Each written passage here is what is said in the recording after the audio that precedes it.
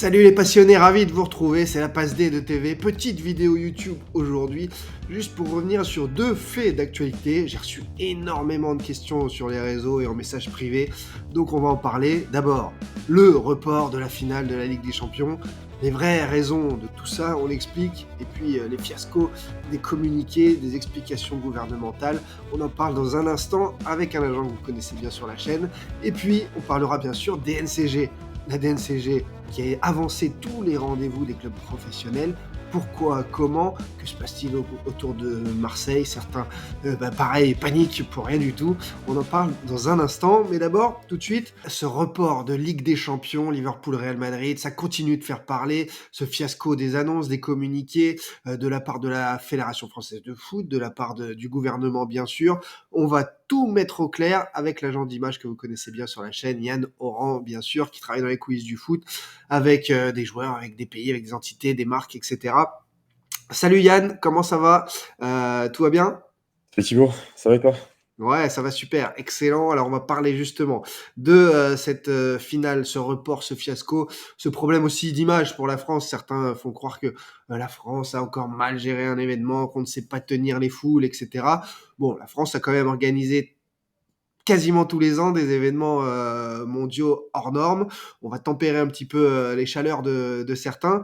Mais enfin, c'est vrai que c'est parti dans tous les sens. 30 000 à 40 000 supporters anglais, chiffre confirmé par l'UEFA, par le Stade de France, par la Fédération française de football et évidemment par la préfecture de police, se sont retrouvés au Stade de France, soit sans billets, soit avec des billets falsifiés. Ce mercredi, Gérald Darmanin, lui, il est dépeint par la Libération en Pinocchio, parce qu'en effet, 40 000 faux billets, c'est la moitié du stade, qu'évacuer la moitié du stade aux abords du stade, donc c'est impossible, que finalement les gens qui ont sauté les barrières se comptent peut-être en 100, 200, 300, mais guère plus, et que de mon humble avis, 2, 3, 4, 5 000 personnes, des familles qui arrivent en retard à un match ou ne peuvent pas rentrer au coup d'envoi, ça n'a jamais repoussé un coup d'envoi de match, et encore moins une finale de Ligue des Champions. Donc quand on nous parle de 40 000 faux billets, il y a une exagération colossale et un gros raté gouvernemental. En plus, par-dessus ça, il y a eu un communiqué de la Fédération française de foot, là aussi un peu lunaire, où la Fédé nous parle de 75 000 billets édités, 75 000 personnes qui auraient dû se rendre au stade, mais on nous dit il y a 79 000 personnes qui ont emprunté les transports en commun. Sauf que la RATP a compté et il y avait moins de 70 000 personnes. Donc là, il y a à nouveau un écart de 10 000 personnes qui ont transité. Et encore une fois, donc 35 000 personnes supplémentaires. On l'aurait vu aux abords du stade. Il y a eu des problèmes, ça je le nie pas. Il y a certaines personnes qui sont entrées avec des faux billets, mais apparemment ce serait environ 3 000. C'est minoritaire. Et pour moi, c'est pas ça qui entièrement vous fait reporter de 36 minutes un coup d'envoi d'une finale aussi importante, retransmise dans le monde entier. Donc voilà, en tout cas, le bordel là entre les entités. Liverpool qui veut des explications aussi, puisque des familles sont restées longtemps dehors, d'autres sont même reparties. Que s'est-il vraiment passé, toi, ton avis aussi, révélation sur les vraies raisons et sur d'autres choses qui n'ont pas été révélées? Donc ce qui a été révélé, et je crois que c'est par un journaliste anglais, donc je veux pas m'approprier l'information, c'est que les préfiltrages ont été cassés et qu'il n'y a pas eu de préfiltrage aux abords du stade. C'est pourquoi il y a des individus qui sont rentrés et qui ont dépouillé des familles, qui ont Mm. dépouillé, aussi des femmes de joueurs. Il faut D'accord. savoir que, la femme de la star, de l'ancienne, enfin de la légende de Liverpool et du Real de Madrid, McManaman. Ouais. Sa femme s'est fait arracher sa montre aux abords du stade. D'accord.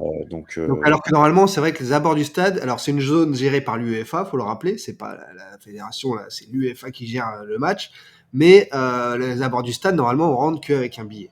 Et tout à là, fait, il y avait des foules bizarres et haineuses et violentes aux abords du stade tout pour à fait, dépouiller des téléphones ou pour voler des téléphones ou des objets de luxe. tout Alors, à fait. les vraies Donc ça raisons de ce report, dans cette cacophonie. donc effectivement, il y a eu ça. Il y a eu donc, déjà des personnes de la délégation de l'UEFA, invitées par l'UEFA qui ont été agressées.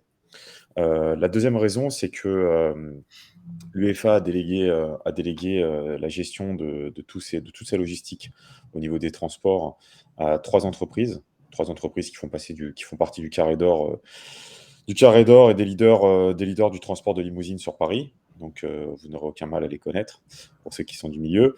Le souci, c'est que cette finale pour laquelle la France a insisté, cette finale que nous l'avons récupérée en parallèle de Roland-Garros. Et donc au dernier moment, donc Et donc au dernier moment. Donc l'UEFA a eu à peu près 3 mois pour s'organiser avec les autorités locales, pour mettre en place une logistique qui puisse accueillir autant de personnes dans les conditions que l'on connaît. Le souci, c'est que le délai était trop short. Généralement, une finale s'organise en à peu près 2 ans, 1 an et demi, 2 ans minimum. Donc déjà, il y a ce côté temporalité. La deuxième chose, c'est pour revenir à la logistique. Le problème, c'est que, du fait qu'il y ait 2 compétitions au même moment, 2 compétitions majeures, à peu de distance, hein, si on regarde bien au niveau de la carte, à peu de distance, le problème, c'est qu'il y avait peu de véhicules de disponibles sur Paris. D'accord, donc tout le monde Donc était à Roland-Garros voir, tout à fait. les stars du tennis et il Ouais. fallait les acheminer donc au nord de Paris, au Stade de France, sans compter quelques embouteillages classiques du périphérique parisien et là, il y avait pas assez de voitures VIP. Il n'y avait plus de Mercedes classe B de Ah là! disponibles sur Paris et de disponibles sur toute la France, pour être très franc avec toi. Il a fallu même donner carrément des voitures à des gens, qui avaient des cartes VTC, il Ah a ouais. fallu bidouiller, essayer de trouver, des gens pour pouvoir conduire des véhicules parce qu'il y avait plus personne de dispo.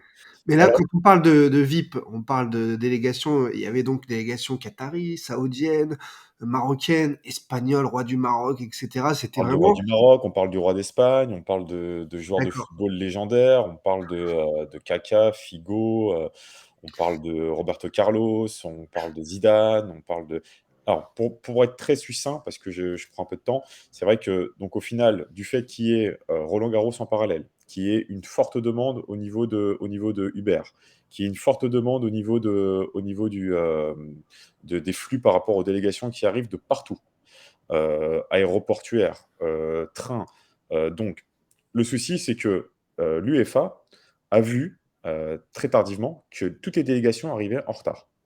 Ah ouais, voilà, OK. Donc, en fait, toutes les délégations arrivaient en retard au stade, du fait qu'elles étaient bloquées ou du fait qu'il n'y ait plus de personnel ou plus de voitures. Et donc, le report du match n'est pas dû aux incidents extérieurs, mais Qui il est sont dû à un problème protocolaire. Et quand j'entends sur toutes les stations, ou même dans les émissions phares, que ce soit sur TPMP ou que ce soit sur d'autres émissions, radio, quand j'entends que le report de 30 minutes, du match est dû, aux incidents qu'il y ait pu y avoir aux abords du stade, c'est faux. ouais, on est Ça mentionne et ton argument fait tilt, fait mouche parce que et ça me fait ça me fait sourire parce que en effet, que 5 000 ou même 10 000 supporters sur 80 000 ouais, soient, en retard de 10 minutes sur un coup d'envoi d'une finale, honnêtement, ça n'a jamais posé, jamais, de problème à personne.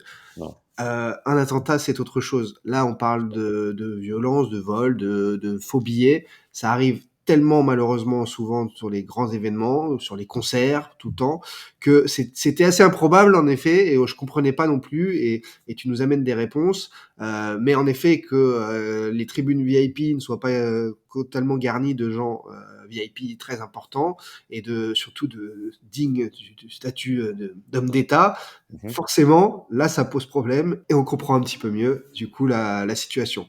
Tout à fait. Effectivement, l'UEFA a un protocole et un protocole, très clair que on ne démarre pas un match à partir du moment où les représentants des pays qui sont présents sur le terrain ne sont pas en tribune, tout Bon, simplement.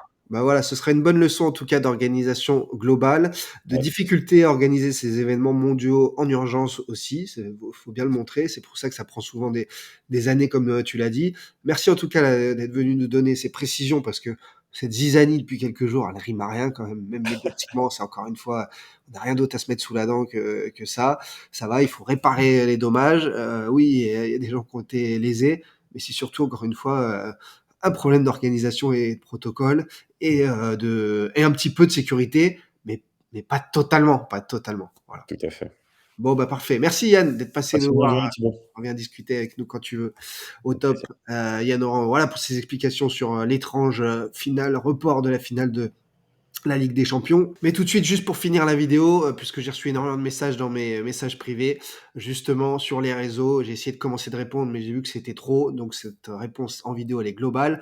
Pourquoi la DNCG a avancé énormément tous ses rendez-vous avec les clubs professionnels? D'habitude, vous savez, ça se passe au mois de juin jusqu'à la fin juin pour statuer si les clubs peuvent reprendre dans la division où ils sont. À quoi sert la DNCG? C'est déjà, on en parlait l'été dernier, j'avais donné des réponses, mais certains ont la mémoire courte. On va le refaire, la DNCG, certes, à valider, un peu comme le bac, à vous valider votre passage au niveau supérieur, au niveau inférieur, à rester au même niveau. C'est un peu le conseil de classe. Donc, vous apportez vos bulletins de notes et on vous dit, bah oui, vous avez eu la moyenne, donc c'est bon. Là, à l'arrivée, les rendez-vous ont été avancés. Ça a perturbé pas mal de supporters de beaucoup de clubs. La vraie raison derrière tout ça, c'est qu'il y a un impératif financier pour l'État. L'État a garanti aux clubs de foot leur viabilité avec un plan PGE pendant le Covid. Il y a des remboursements donc à amener au fil des années. Sauf que l'État se rend compte que des clubs comme Bordeaux n'ont finalement pas apporté toutes les garanties financières et que l'État pourrait se retrouver à devoir payer. Et ça, c'est hors de question. Donc l'État a demandé à ce que ça aille beaucoup plus vite au niveau de la DNCG pour vérifier l'état de santé des clubs de football professionnels. Et ça, c'est vital, en effet, pour le foot français, qui doit vite se relever, qui doit repartir très haut. Et donc, la Ligue, la Fédé ont accéléré tout ça, ce processus, sous l'impulsion de l'État. Et certains clubs sont déjà passés donc devant la DNCG. Mais c'est bien sûr bel et bien la dette colossale et la rétrogradation de Bordeaux qui pose problème. L'AS Saint-Étienne est vendu, donc c'est ce qu'ils ont annoncé le soir de la relégation, donc ce n'est pas le club qui pose problème, puisqu'on sait que les nouveaux investisseurs arrivent dans des conditions moindres qu'en Ligue 1, mais certes. Et puis donc il y a l'Olympique de Marseille qui reste en sursis, c'est ce qui a été annoncé, sous sanction, donc encadrement de la masse salariale. Alors, on va la refaire courte par rapport à l'Olympique de Marseille. L'Olympique de Marseille, à partir du moment où ils apporteront les papiers de la signature de leur vente, ils pourront officialiser, mais ils sont pas obligés d'abord de les amener à la DNCG. Ils peuvent officialiser et ensuite passer à la DNCG. Ça n'a aucune priorité. L'Olympique de Marseille a aujourd'hui montré ses comptes et on les a placés à nouveau en sursis des mêmes sanctions ou pire. Pourquoi? Tout simplement parce que l'OM en un an a acheté l'été dernier pour 50 millions de joueurs, avec près de 50 millions à nouveau de options d'achat obligatoire au 30 juin, que la masse salariale a encore augmenté malgré l'encadrement, et donc en fait la situation n'est absolument pas tenable, malgré ce que certains peuvent énoncer, peuvent faire croire. La Ligue des Champions ne paye absolument pas le déficit annuel, le contrat avec CVC, le fonds d'investissement luxembourgeois, n'est pas encore arrivé et ne couvre de toute façon pas les pertes de ces dernières années. Donc à un moment donné, il faut savoir qui paye. Qui paye, vous le savez si vous suivez un petit peu ma chaîne et vous savez qui va payer dans le futur. Mais en attendant de rendre ça public, en effet, c'est statu quo. En revanche, si réellement il n'y avait donc personne derrière ce que certains pensent, alors il faudrait se poser de sérieuses questions sur la viabilité financière de l'OM, une rétrogradation possible, etc., etc., puisque c'est le seul club qui se permet d'être en déficit permanent, d'acheter des joueurs pour autant, de se restructurer totalement de A à Z, de mettre des millions dans la formation et chez les jeunes, et il y a encore une volonté de prendre que des pépites là cette intersaison. Bref, au niveau économique, ça n'a ni queue ni tête s'il n'y avait pas eu cette signature d'acte de cession de l'an dernier et un futur beaucoup plus radieux. Donc, ce rendez-vous d'NCG, il est uniquement dicté par l'impératif de sauver les clubs français en grande difficulté. Et Marseille n'est pas dans l'œil du cyclone, si tenté, qui apportent donc les fameux documents de la vente que tous les supporters attendent tranquillement. Mais donc, aucune panique. La DNCG sert à tamponner, entre guillemets, c'est le conseil de classe, et ça n'a aucune valeur d'annonce, d'alerte. Si tout avait été ouvert à la DNCG hier concernant l'Olympique de Marseille, il fallait officialiser dans ces cas-là les nouveaux repreneurs. Et ce n'est pas encore leur timing médiatique. Il y a un timing médiatique qui n'était pas disponible jusque-là, puisqu'il y avait l'actualité Mbappé, l'actualité finale de Ligue des Champions, d'autres actualités.